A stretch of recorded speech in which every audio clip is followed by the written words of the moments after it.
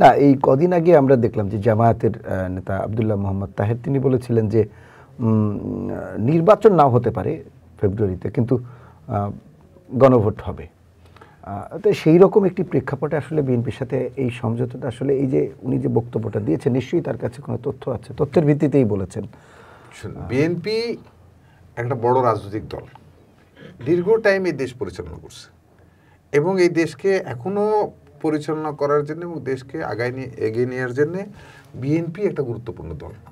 সেই ক্ষেত্রে বিএনপি সামগ্রিক মানুষগুলাকে কালেকটিভলি, বিএনপি ঐক্যের রাজনীতিতে বিশ্বাস করে, বিএনপি শান্তির রাজনীতিতে বিশ্বাস করে, বিএনপি সাম্যের রাজনীতিতে বিশ্বাস করে। সেই কারণে সকলকেই বিএনপি এই দেশের উন্নয়ন এবং গণতন্ত্র রক্ষার্থে অ্যাকোমোডেট করতে চাই। এটা বিএনপির রাজনৈতিক একটা দর্শন, যাতে সকলকেই শরিক করতে চাই। দেখেন, অনেক দলের সমর্থক, প্রস্তাবকারী সমর্থনকারী নেই, সেই দলকেও কিন্তু বিএনপি মূল্যায়ন করতেছে। বিএনপি ছোট দল থেকে কোনটা ছোট দল কোনটা বড় দল সেটা চিন্তা করছে। বিএনপি সকল দলকেই বিএনপি সমভাবে সম্মান দেওয়ার চেষ্টা করছে। ইভেন এই যে আমাদের অনেক নেতা, তো দূরের কথা, আমাদের রাজনৈতিক বয়স যতদিন, তার চাইতেও এই এনসিপির নেতাদের সকলের জন্মের পরে বয়স ততদিন হয়নি। সেই নেতাদের কিন্তু বিএনপির মহাসচিব থেকে শুরু করবে জাতীয় নেতারা সম্মান দিয়ে তাদের সাথে কথা বলছে এবং তাদেরকে, তারা আসলে তাদেরকে যেভাবে আপ্যায়ন করা হয়, এটা একটা নজির সৃষ্টির মতো একটা বিষয়। সেক্ষেত্রে বিএনপি তো সবাইকে সম্মান দিয়ে চলতেছে এবং বিএনপি সম্মান দিয়ে সবাইকে ইনভলভ করেই দেশটাকে আগে নিয়ে যেতে চাই। এটা বিএনপির পলিসি। এখন আপনার বিভিন্ন দল বিভিন্ন সময় বিভিন্ন কথা বলছে। আপনি বলেন যে গণভোটের কথা বলছে, গণভোটের যে কথা বলছে, গণভোট কিসের পর গণভোট হবে পাবলিক জানে? কোন কোন দফার পরে গণভোট হবে পাবলিক জানে? এখনো স্পষ্ট করা হয়নি। এবং আমি শুনছি সেদিনকে আমাদের ওই প্রেস কনফারেন্সে 48টা পয়েন্টের উপরে গণভোট দিবে। এই 48টা পয়েন্ট কি জনগণ কি জানে কোনটা কোনটা? জনগণকে বলে দেব যে হ্যাঁ ভোট দেন, না না ভোট দেন।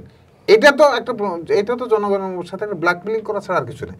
মানে আমার স্বার্থের পরিপন্থী কোনো বিষয় আসলে বা আমার সুবিধার জন্য আমি যখন এক এক সময় কখনো বলছি পিআর পদ্ধতি, কখনো বলছি গণভোট, কখনো বলছি শুনেন, বাংলাদেশের এই সব করতে যায়।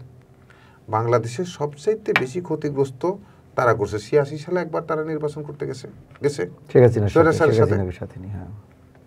ক্ষতি হয়েছে। আপনার 96 সালে দেশে আন্দোলন করছে শেখ হাসিনার সাথে এই জামাত ইসলাম, আন্দোলন করার কারণে শেখ হাসিনা সেদিনকে আবার ক্ষমতায় আসছে। যদি 96 সালে যদি না আন্দোলন না করতে হতো, তাহলে দ্বিতীয়বার বিএনপি ক্ষমতায় আসলে আওয়ামী লীগ এমনি নিঃশেষ হয়ে যেত। আপনি এরপরে আসেন 2008 সালে নির্বাচনে বিএনপিকে বাধ্য করছে তারা নির্বাচনে যাওয়ার, চাপ প্রয়োগ করে জোটের কারণে নির্বাচনে গেছে, যার কারণে কাছে 17 বছর এই দেশকে গণতন্ত্র শূন্য হয়েছে এবং তাদের বহু নেতার ফাঁসি হয়েছে। আগামী দিনে যদি এরকম বারবার বিভিন্ন কোর্ট চেঞ্জ করে, তাহলে পরিণতি, এখন যেমন কথা বলতে পারছে, কথাতে বলতে পারতো না। অনেক সময় বেগম খালেদা জিয়ার গাড়ির পিছনে দিয়ে পালায় যেতে হয়েছে মিটিং থেকে।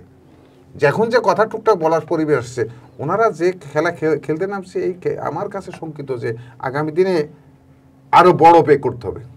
কারণ হাসিনা আবার নতুন করে শিক্ষা নিয়ে কিন্তু এই জায়গায় হাসিনাকে আসার চেষ্টা করছে।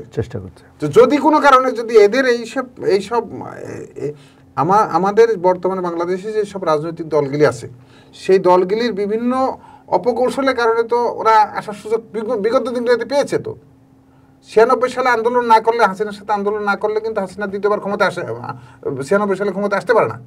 ক্ষমতায় 96 সালে না আসলে এমনি আওয়ামী লীগ শেষ হয়ে যায়।